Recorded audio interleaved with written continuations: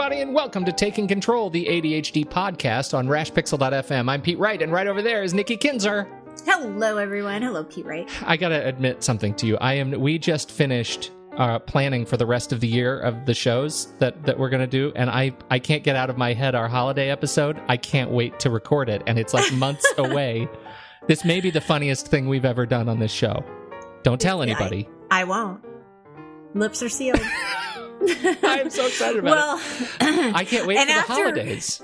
What I think is funny is that after we did the planning, I'm like, okay, talk to you later. I know, and we hadn't even recorded this episode. Like, I completely forgot that the episode has to be recorded. We can't just plan for it. Nikki. I know. Yeah, a little crazy.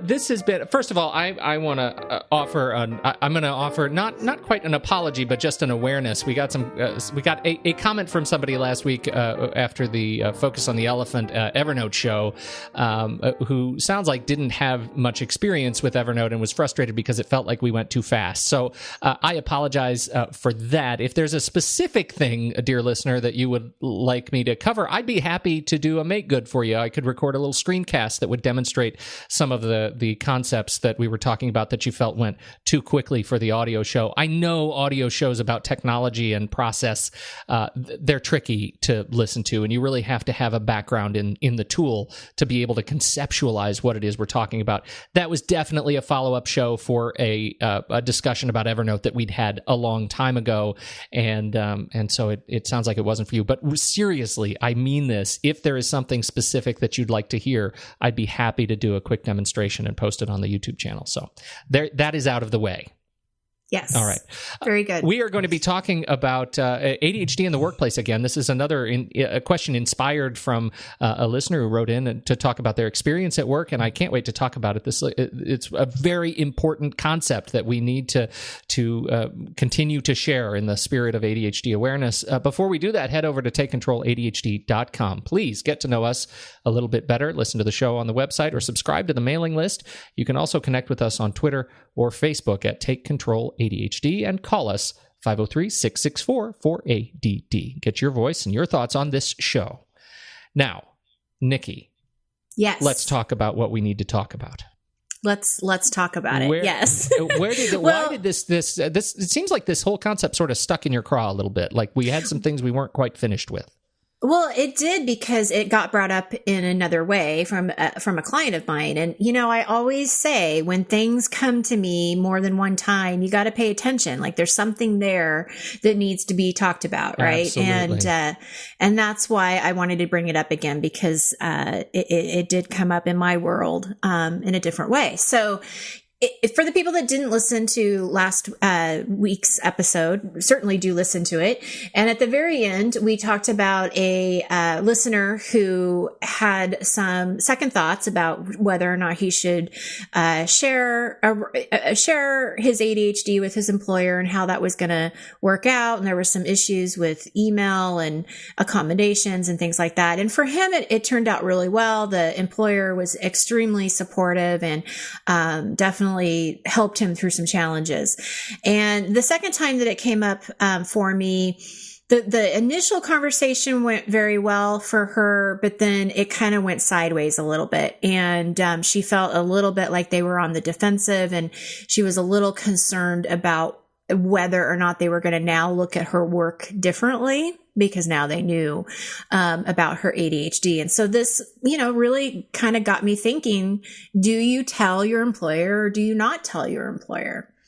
And so I have a lot to talk about, and it is just a conversation. I'm not going to tell you to do one thing or the other because it is a very personal situation.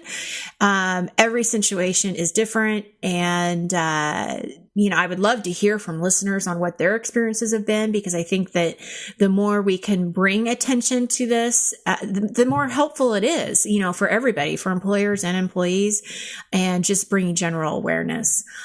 So Pete, before I kind of go into what I would say or kind of my thoughts, I'm just curious. I know you didn't get diagnosed with ADHD until after you were already an entrepreneur. Is that correct? Or was that before? I can't remember. No, it was before. But not very much before. So I think it was, I quit probably a year and a half after. So, I hadn't been at the company for very long, but it was a very big company. And so, there are pros and cons with that. Now, did you end up letting them know about it or not? I did. I did. And my thoughts on it are, having now done the show as long as we have and run into as many different kinds of situations as we have, I feel like there are trends that you can kind of uncover. And particularly this last listener who wrote in and shared his experience about coming clean to his organization. And his organization's experience was similar to my own. It was a very big company. Right. And in my experience, the bigger the company, the more resources they have in a human resources capacity to be able to assist with accommodations, and the better awareness they have that these things are real, the better training that they have to be able to talk to you about it, the better training managers have in being able to hear what you are going through and recommend you to the right resources. And frankly, the better awareness of risk the company has if they don't do things well, right? Very small organizations, startups, in my experience, tend not to have well-oiled HR machines to be able to accommodate and know how to respond when an employee comes to them and says, "Hey, I have ADHD. Right. Do you know what you need to do to help me?"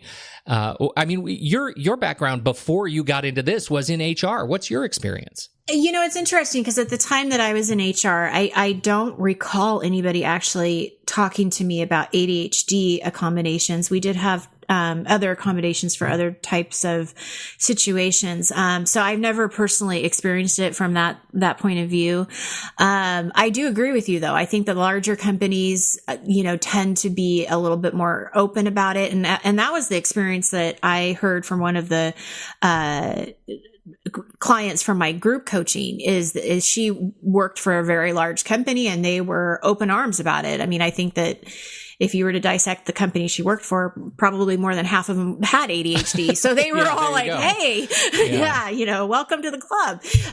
So it I really do think it depends. And that's where it really becomes a personal decision and trusting your instinct too. Who your bosses are, what relationship you have with them. And there are some risks involved, I think, that are worth talking about. And that's where I kind of want to start is just thinking about, this is not a decision you want to just impulsively make. I would think about it, because there is a lack of education around ADHD. We know that there's some ignorance about what it is and what it isn't.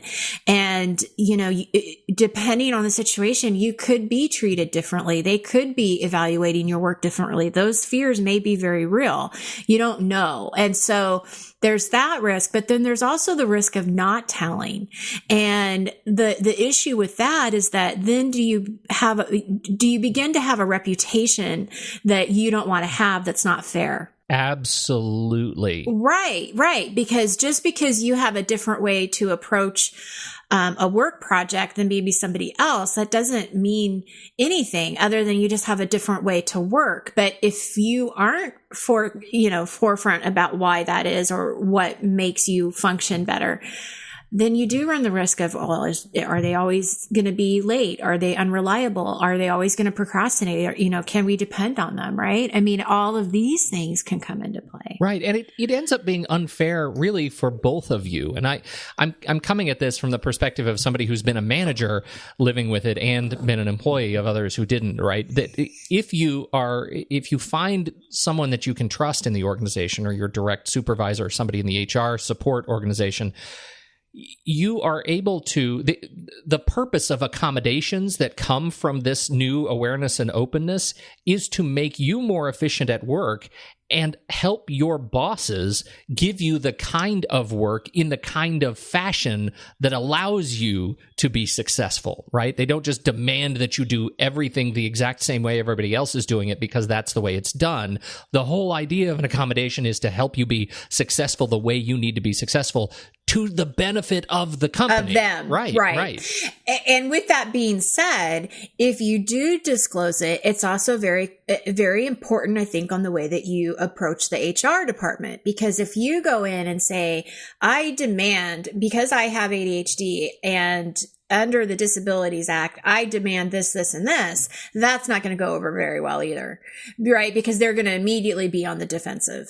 Right. And so there's a way to approach it. I absolutely agree. It is to the benefit of the company. And that is the spin that you want to put on it. Yeah. Right. Is that I can do this job. I can do it well. And, this is, I work best in this. You don't even have to bring up. Yeah. It's the Jerry Maguire thing, right? Help me help you.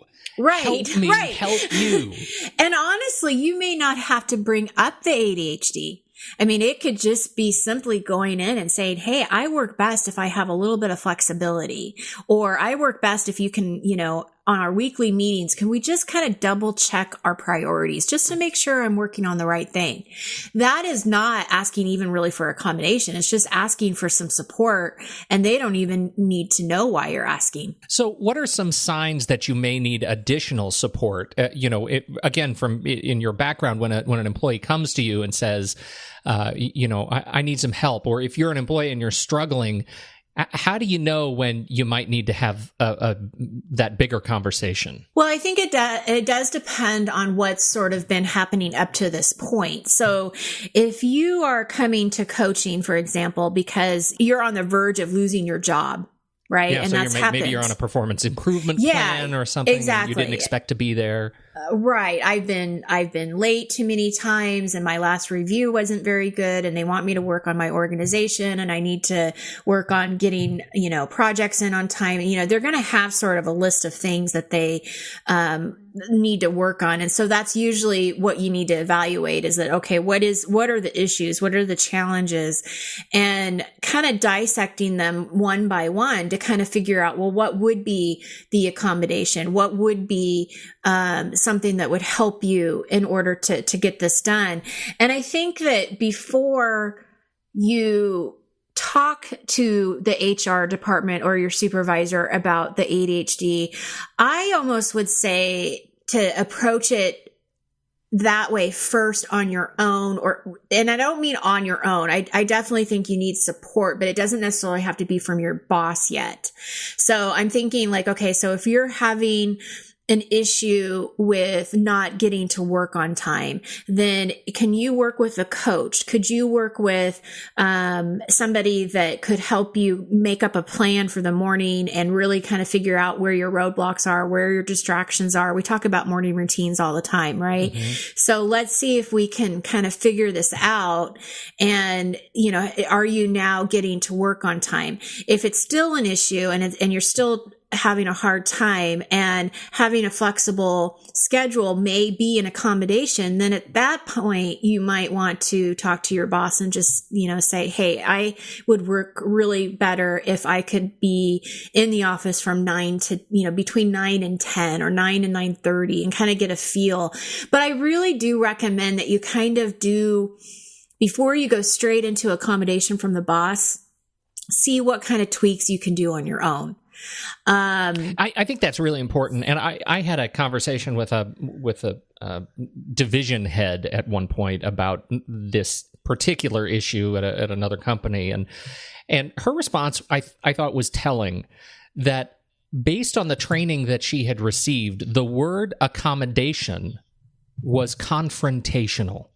It is. Right. And that's exactly why I said you don't want to go into your human resources department and say, because of the Disabilities Act, I deserve accommodations. Yes. Yeah. And because, that is, even with anybody, to go and say, I need accommodations because of some legal thing, that's confrontational from the start. And you don't want to be that person, right? You don't want to let yourself have that reputation, particularly if you're struggling with your reputation as an efficient employee in the first place. Right. And I think that how you want to spin it is exactly what you were saying, is that let the boss or human resources person know, in a very nice and kind way that, and if at this point you have disclosed your ADHD, and just say, hey, I am not using my ADHD as an excuse. It's just an explanation of why I work better in this situation. If there's any way that we can make this work, it is in the benefit for everybody involved. I mean, that is, and you don't have to talk about under the American Disabilities Act. Like, you don't have to bring that up. Mm-hmm. And you don't even have to use the word accommodation. I mean, you can just be honest and say, hey, this is an issue, and I need some help with planning. I need some help prioritizing. I need you to know that it's going to take me a little bit longer to process this information and make a decision. And ask just for support, but not necessarily have to put them on the defensive. If you do have an employer that absolutely comes out and says, no, I'm not going to do that, we can't do that, then you're going to have to decide at that point how far you want to go with it. Sure. And just, the legal considerations. I have to talk about this, especially from my HR background. We are not attorneys. We're not attorneys. We have to say first.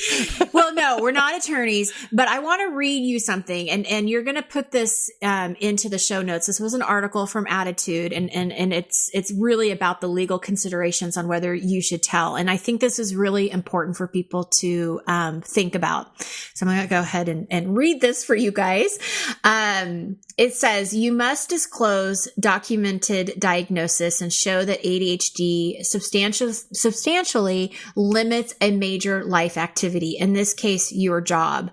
Formal requests for an accommodation must be made in writing, and the accommodations you ask for shouldn't place under an undue hardship on the operation of the employer's business.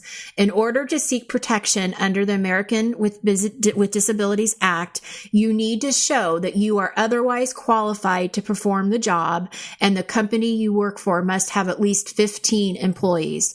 The law states that employer must try to make reasonable accommodations, but employer and employee often disagree about what reasonable is. One way to increase the odds of your getting an accommodation is to avoid the perceived threat, which puts companies on the defensive. If a boss hears the words disability and American Disabilities Act in the same sentence, he or she will suspect that you are going to be filing a lawsuit. To succeed on the job, you want your company working with you and not against you. And so it kind of goes off to what we've already said. But the one thing that I just want to highlight here is that there are different perceptions of what reasonable accommodations mean. And the law does also protect an employer that if it does show that this is not possible. So for example, if you work in a call center and calls begin at 9 a.m. and they have 20 customer service reps in that call center, and they need all 20 to be there at 9 a.m., they're probably going to tell you it is not a reasonable accommodation for you to come in at 10. Right. I mean, you really do. I think if you do bring it up to your boss, depending on the situation, depending on the job, really think about what the accommodation is that you need, how it's going to help you, how it's going to help them. Really think it through before you just kind of, bring it up, because that can be a difference of opinion. I have a flip side perspective. And this is, I only have one example of this. I'm not saying that this is a massive trend, but I find it amusing and sort of a sign of hope. How about that? Yeah. I had a dear friend who was struggling with his own diagnosis and trying to figure it out, and had started talking about it a little bit more publicly with his coworkers. And he lived in cubicles. He worked in a cubicle farm, right? There were about 32 people in his area on his floor. It was a high-tech company. They were all a bunch of engineers, coders, software development folks, and designers, and they all kind of worked together, and it was just sort of always a busy thing. They had just completely revamped their floor and put in like the half wall cubicles instead of the full wall cubicles, right? Oh, You know yes, how that works? So, yes. and it's all designed to be this new like living, working space, right? This open floor plan that everybody's so happy about. Well, if you are struggling with ADHD, you recognize that open floor plan is disastrous. It Totally. is Yes. terrible for you to actually get anything done. But they love this whole idea of you being able to walk in the morning. Everybody has a laptop and you just go to any cubicle you want. And it has a screen that you plug into and all of your resources are on the network and you don't even need to you're a floater, right? Well, that is so terrible if you're struggling with ADHD for most of us. So he started talking to his peers about it over their new short walls because they weren't getting anything done anyway. And eventually, after a couple of weeks, he went to his supervisor and said, "Listen, I'm really struggling. I've been recently diagnosed with ADHD, and it is really impacting me. And I wonder if we could talk about some ways that I think I need some help being more effective. And I really believe I can get through this, but I just need some short-term understanding to give me a hand." And they were super helpful, right? This was a very positive experience. But over the course of the way he says it, about 3 weeks, he said, ADHD hit our department like a wave. And out of 32 people, 21 of them went and got diagnosed because they were all struggling from the same thing. They were all heavily technical people. They were really struggling with focusing on what they needed to do. And the new short walls were just killing them in productivity. And so ADHD diagnosed, it became a whole department of people with ADHD, and the company changed the floor. Yeah, see, that's so cool. That's awesome. They issued wireless headphones to everybody, so you could put headphones on and listen to music. They were completely accommodating around what you needed to do to isolate yourself. They put they added new half wall or the sort of quarter wall additions to their cubicle walls to get them up to the new height. I mean, they let people pick home bases for their cubicles, right? And so, they could actually say, I want my name on this wall, and this is where I'm going to be because I need space, that I need to be able to trust my working space so that I can get something done. It was such a great story for like ADHD superhero managers, right? So absolutely. And you know what's so awesome about that too? And I think this is the huge benefit of being out with your ADHD. That's what one of the girls in one of my group coaching was like. She's like, so what do you think about coming out? And I wasn't exactly sure where she was going with that. That's totally how I talk about it too. Like I came out. I came out. But I think that is definitely one of the benefits. Well, first of all, what a great story and inspiration that I hope others will definitely follow.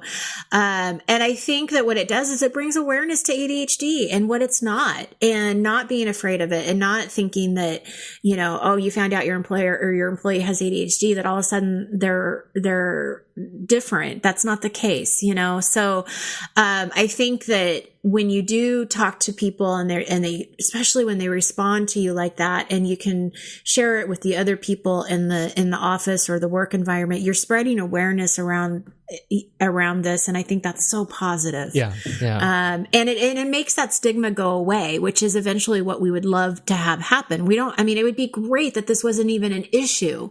It would be wonderful if we could live in a world where this just didn't even matter. But unfortunately, you do have to be careful, and you just have to think it through. And it gets to this other issue, which I know you wanted to talk about on as we get close to ending here, which is on sort of prevention, which is like how to get through this. And I definitely think that this highlights a couple of your points, this experience. Why don't you talk about that? Well, I think that a part of the responsibility, I think, of anybody that's taking a job, regardless if they have ADHD or not, is that they are looking for the jobs that are right for them, that they're qualified for, that they are interested in, and really taking an interest when you're in an interview. not only are they interviewing you, but I want you interviewing them. And I want you to ask those questions during the interview. How flexible is their work schedule? How do they deal with, this situation or that situation? And it doesn't have to be ADHD related. You don't have to be screaming that you have ADHD by any means, but ask the questions that you need to know if this is the right environment for you, and I think that's going to be key to prevention of this, or preventing any of these feelings of fear of coming out later, and just really getting a feel what the work culture is like, and ask for a tour or talk to people who've worked there before, right, and really get an idea of what you're getting into. I think can help. Well, and I go back to this example story of ADHD hitting them like a wave. And I really like the way that sounds. I think it's sort of very elegant and zen. But the reality is that because of the nature of the work, the job itself attracted a certain brain type, right? And likely, if you are experiencing this and you find you love your job, you are probably not alone. And so choosing the right job may mean choosing a job that has built-in accommodations, right, that has a company that has built in to the role things that will help you be successful because they've run into it before. The other great opportunity is to make sure that you can schedule, if you're serious about this organization and you're serious about, applying your talents to their success, is to make sure that you ask for an interview with somebody else at your level in the organization who already works there. Great idea. Yeah, right. To ensure that you have sort of the straight story from somebody who is not, who doesn't have a direct, implication around hiring you. Right. I mean, what a great perspective. And, something else that I've found when I've talked to people about this is that once they do talk about their ADHD in the workplace, other people do they start to come out and they start to talk to that person because they also have it. And they'll be like, oh, I totally know what you mean. I deal with this too. And what I found there is that with some of these relationships, they really become strong because they can kind of talk to each other and help each other. And I've seen this in the workplace, and I've also seen it with students who are studying the same major, they're going through the same classes, and they both find out that they have ADHD, and they can kind of help each other get through it. So I think there's always that support connection too, that you're saying that wave came through. Well, wow, what a great way to really be supported. Absolutely. By other people. Absolutely. So, yeah. And I think just in conclusion, I do think it's probably on a need to know basis for the most part. I don't think you need to, necessarily bring it up if it's not necessary, or if you want to. I mean, again, it's just so personal. But be really willing and clearly, knowing kind of what you need to communicate, what you need. Sometimes if you are severely struggling with ADHD, it is hard to, be able to trust or to be able to figure out who you can trust. Particularly if they're not close friends that you've known for a very long time. You just don't understand those sort of social cues that allow you to determine whether or not you feel like you can trust this person. So I don't really have a solution for this other than sometimes you just have to have patience so that you can take the time to build that relationship and determine whether or not you can trust them. Absolutely. And I think that just us having the conversation and having more conversations like this, in and outside of the workplace, it's bringing awareness to it. Yeah. And that's exactly, what we need to do. We need to talk about it. That's right. There isn't a clear answer, but I think talking about it definitely helps. And we're going to be talking more in the next few weeks about some different issues around the workplace and ADHD. So I certainly want people to stay tuned for that. Excellent. Very much looking forward to that. This is important stuff. So thank you for building this into the calendar. I hope it helps folks out. I know it's... And we have a whole calendar set up. We sure do. Thank you, Nikki, as always. And thank you all for downloading and listening to the show. Once again, on behalf of Nikki Kinzer, I'm Pete Wright, and we will catch you next time right here on Taking Control, the ADHD podcast.